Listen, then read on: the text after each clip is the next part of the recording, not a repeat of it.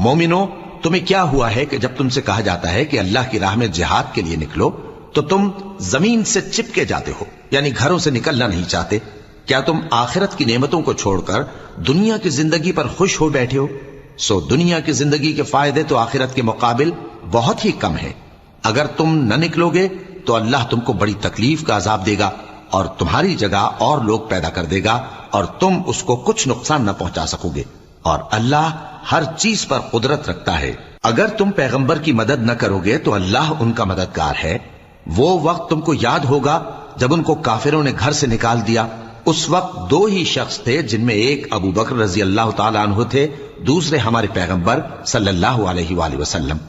جب وہ دونوں غار ثور میں تھے، اس وقت پیغمبر اپنے رفیق کو تسلی دیتے تھے کہ غم نہ کرو، اللہ ہمارے ساتھ ہے۔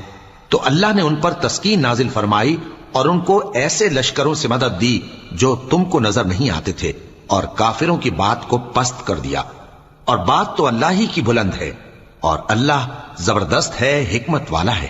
تم ہتھیار تھوڑے رکھتے ہو یا بہت، گھروں سے نکل آؤ اور اللہ کے رستے میں مال اور جان سے جہاد کرو، یہی تمہارے حق میں بہتر ہے، بشرطے کہ سمجھو۔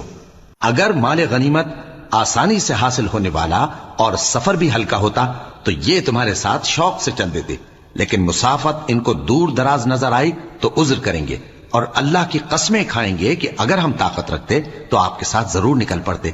یہ اس طرح اپنے آپ کو ہلاک کر رہے ہیں، اور اللہ جانتا ہے کہ یہ جھوٹے ہیں۔ اللہ تمہیں معاف کرے۔ تم نے پیشتر اس کے کہ تم پر وہ لوگ بھی ظاہر ہو جاتے جو سچے ہیں، اور وہ بھی تمہیں معلوم ہو جاتے جو جھوٹے ہیں، ان کو اجازت کیوں دی؟ جو لوگ اللہ پر اور روز آخر پر ایمان رکھتے ہیں وہ تو تم سے اجازت نہیں مانگتے کہ پیچھے رہ جائیں، بلکہ چاہتے ہیں کہ اپنے مال اور جان سے جہاد کریں، اور اللہ پرہیزگاروں سے واقف ہے۔ اجازت وہی لوگ مانگتے ہیں جو اللہ پر اور روز آخر پر ایمان نہیں رکھتے اور ان کے دل شک میں پڑے ہوئے ہیں، سو وہ اپنے شک میں ڈاواں ڈول ہو رہی ہیں، اور اگر وہ نکلنے کا ارادہ کرتے تو اس کے لیے سامان تیار کرتے، لیکن اللہ نے ان کا اٹھنا اور نکلنا پسند ہی نہ کیا تو ان کو ہلنے جلنے ہی نہ دیا، اور ان سے کہہ دیا گیا کہ جہاں معذور بیٹھے ہیں تم بھی ان کے ساتھ بیٹھے رہو۔ اگر وہ تم میں شامل ہو کر نکل بھی کھڑے ہوتے تو تمہارے درمیان شرارت کرتے اور تم میں فساد ڈلوانے کی غرض سے دوڑے دوڑے پھرتے، اور تم میں ان کے جاسوس بھی ہیں، اور اللہ ظالموں کو خوب جانتا ہے۔